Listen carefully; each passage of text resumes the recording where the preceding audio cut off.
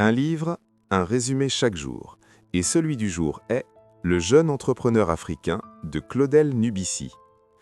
Si tu cherches un livre qui ne te caresse pas dans le sens du poil, mais qui te secoue profondément, alors les enseignements de Claudel Nubici sont exactement ce qu'il te faut pour commencer une transformation réelle. Dès les premières pages, l'auteur pose un constat dérangeant. Le système éducatif, tel qu'il est conçu, ne forme pas des entrepreneurs, mais des exécutants.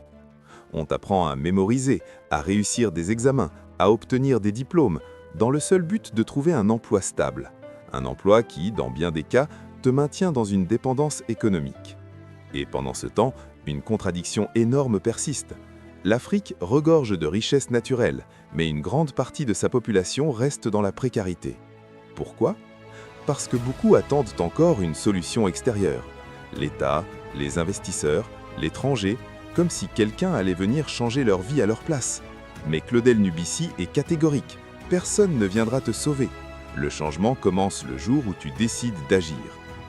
L'un des concepts les plus marquants du livre est celui du bavardisme. Cette tendance à parler sans cesse de projets, à débattre, à critiquer, sans jamais passer à l'action. C'est, selon lui, l'un des plus grands freins au développement personnel et collectif. Beaucoup rêvent grand, construire une entreprise, lancer une usine, devenir riche, mais restent bloqués par une excuse récurrente, le manque de financement. L'auteur démonte cette idée. Attendre de l'argent pour commencer est souvent une illusion, car aucun investisseur sérieux ne finance une idée, il finance une preuve. La preuve que tu es capable d'agir, même avec très peu. C'est là qu'intervient un principe fondamental du livre. Commencer petit. Pas demain, pas quand tu auras plus de moyens, maintenant. Claudel Nubici illustre cela avec des exemples concrets, comme celui du vendeur de beignets, un métier que beaucoup jugent insignifiant, voire humiliant. Pourtant, c'est une activité qui génère du revenu quotidien. Et avec de la discipline, ce petit commerce peut devenir la base d'une croissance réelle. Le message est clair. Ce n'est pas le point de départ qui compte, mais la capacité à avancer, à réinvestir, à apprendre et à grandir. La grandeur commence toujours dans la simplicité. Un autre enseignement clé du livre repose sur une idée simple mais puissante. Les problèmes sont des opportunités déguisées. Là où certains voient un manque d'eau, de nourriture, d'infrastructures, de services, l'entrepreneur voit une possibilité de créer de la valeur. C'est dans ces failles que se trouvent les plus grandes opportunités économiques. Ainsi, au lieu de fuir les réalités difficiles de ton environnement, l'auteur t'invite à les observer attentivement, car c'est précisément là que se cache ton potentiel. Le livre va encore plus loin, en introduisant une vision presque stratégique du monde moderne. Nous sommes dans une guerre économique silencieuse.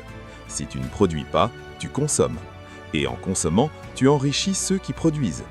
Autrement dit, rester passif, c'est accepter de jouer un rôle secondaire dans un système où d'autres dictent les règles. Devenir entrepreneur devient alors bien plus qu'un choix de carrière, c'est un acte de responsabilité, un acte de création, presque un acte de résistance.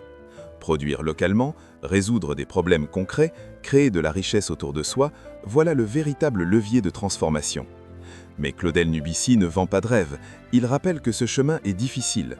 Tu seras incompris, critiqué, parfois découragé. Le système lui-même ne facilitera pas ton évolution. Mais c'est précisément ce prix à payer qui donne de la valeur à la liberté que tu construis. Au final, ce livre est un appel à l'action. Pas demain, pas quand tout sera parfait. Maintenant. Parce que la vraie différence ne se fait pas entre ceux qui savent, mais entre ceux qui agissent et ceux qui parlent. Si cette vidéo t'a appris quelque chose, pense à aimer et à t'abonner. Puis commente, action.